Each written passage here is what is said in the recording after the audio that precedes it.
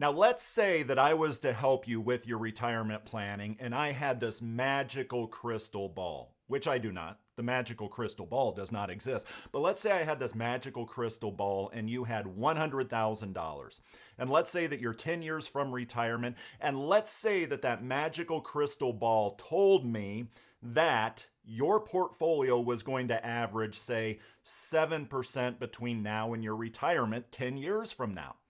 Now, what does that mean? Quite simply, what that means is at 7% over 10 years, your $100,000 is going to turn into $200,000. Now, whether that's a successful strategy or not depends on if $200,000 is what you are targeting, right? Now, in other words, my point here is prior to retirement, that magical crystal ball telling me that your portfolio is going to average 7% per year, 5% per year. The number doesn't matter. But prior to retirement, averages do matter. However, here's a question that I ask a lot of consumers, and the question is this. Once you hit retirement, let's say that our magical crystal ball says this. Hey, between now and the end of your 30-year retirement, your portfolio is going to average, let's say 5.5%. And there's a reason I'm using 5.5%. Your portfolio is going to average 5.5%.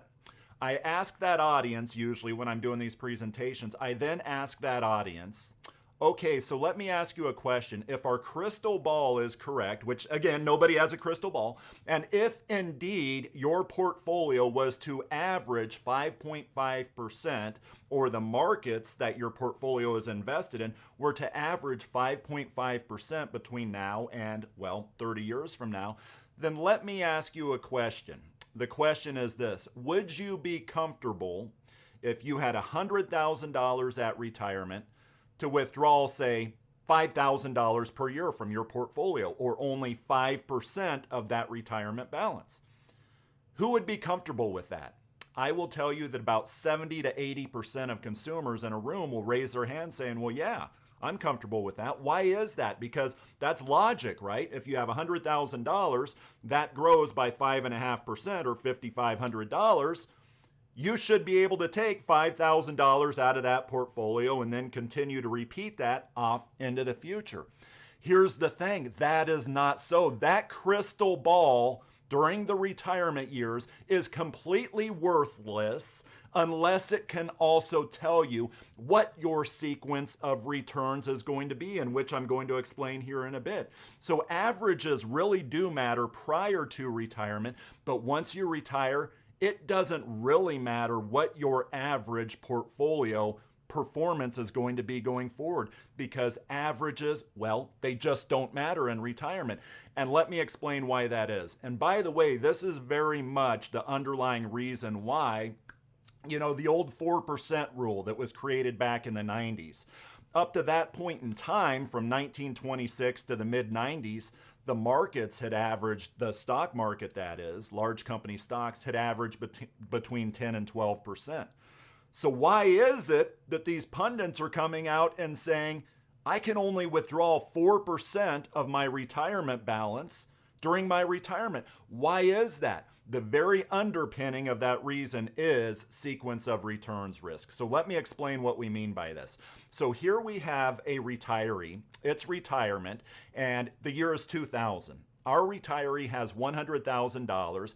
And by the way, if you were to average everything, all of these numbers over here for the 20 years, his first 20 years in retirement or her first 20 years in retirement, you would find that the average portfolio performance is 5.6% per year. 5.6% per year if you were to just do a simple average of all of those market returns. So again, logic would tell you that $5,000 or 5% of the beginning balance, that should be fine. It's not fine. Why? Because the first few years of retirement, you had a bad sequence of returns. A bad sequence of returns. When you start out in retirement on the wrong foot, it doesn't matter what the average was over that 20-year period of time, because if you look here at the bottom, Our retiree has run out of money in year 19 and was out of money in year 20. That is because he or she started out on the wrong side of the sequence of returns. So again, unless that magical crystal ball can also tell us,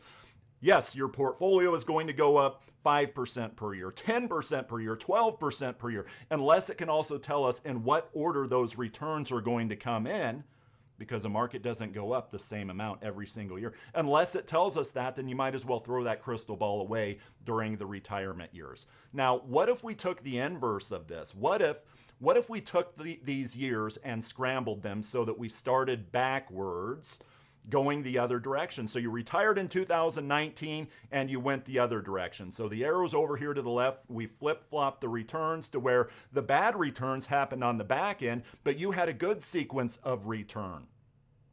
What does this show us? This shows us that this consumer here still has $109,000 at the end of that 20-year period of time. This consumer won the sequence of returns lottery. That crystal ball in either case is absolutely worthless because that crystal ball cannot, nor can anybody else, tell us what that sequence of returns is going to be. And folks, this again is why averages don't really matter in retirement versus prior to retirement. And this is also why the 4% rule of thumb exists, which today is actually updated to the 2.4% rule of thumb. So think about that. You have $1 million, you can only take out $24,000 in your first year of retirement.